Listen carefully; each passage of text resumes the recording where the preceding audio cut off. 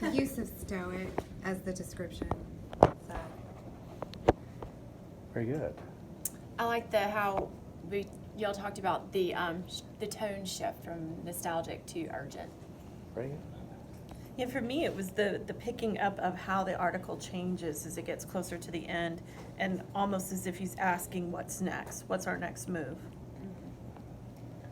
I also, the tone where they stated how it's becoming more urgent and angry and immediate at the end, and someone stated it's how woke is.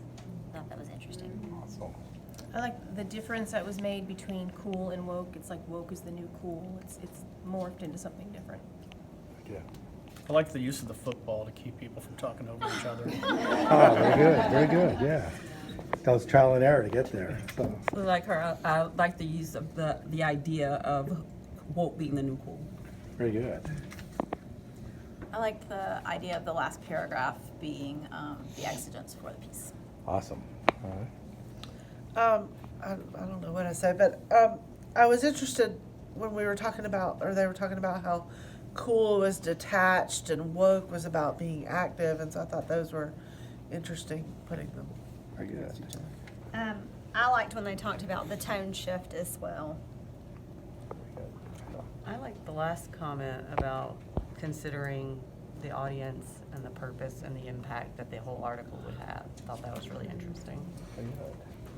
I like the comment that was posing that perhaps Brooke saw a cool vacuum. What does cool look like today, really? Is there space for it? How has that changed? Very nice.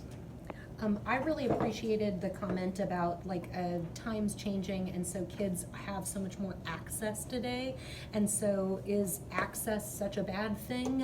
Is that removing cool as a factor? I liked that idea.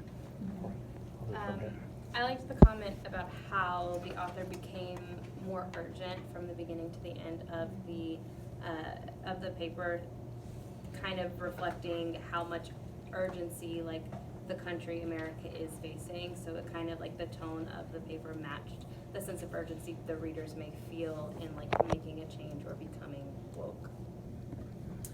I like the comment about punctuation and how punctuation helped to affect the tone. Mm-hmm.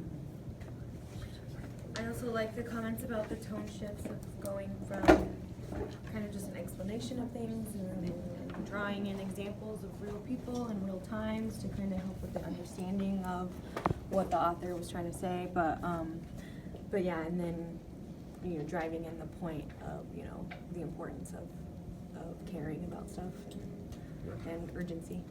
Awesome. I like the comment about how what being, woke is kind of blunt and in your face, and how the end of the article ends very kind of short sentences and kind of reflects what that being what woke is. Similar. I like the comments about the last two paragraphs with the punctuation and the tone, and how the final paragraph is really the exigence, because I didn't realize that when I read the piece for homework as an A student.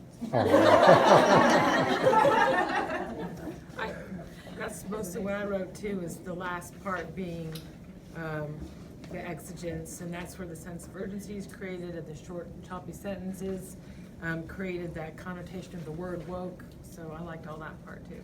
Awesome.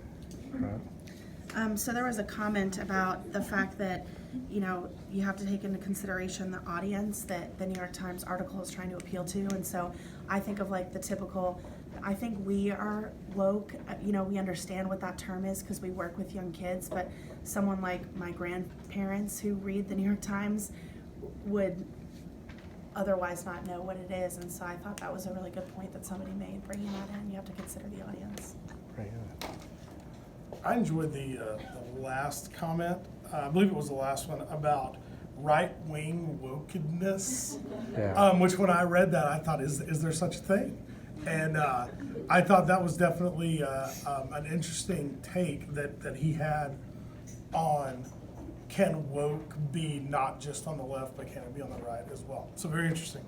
Very good. I like that you said that it was designed to scare or terrify the typical New York Times reader. Was that you? Because I got this image of the New York Times typical reader, and I read the New York Times. I don't think I'm a typical New York Times reader. Yeah. Maybe y'all are all sitting back going, ha ha, yeah, you are. It made me think of the New Yorker cartoons of the super, the super sophisticated types that are always slinking around on comfortable couches and stuff Yeah. like that. And those to me are like what you meant by the typical New York Times reader. Yeah. But Nice. okay, stop.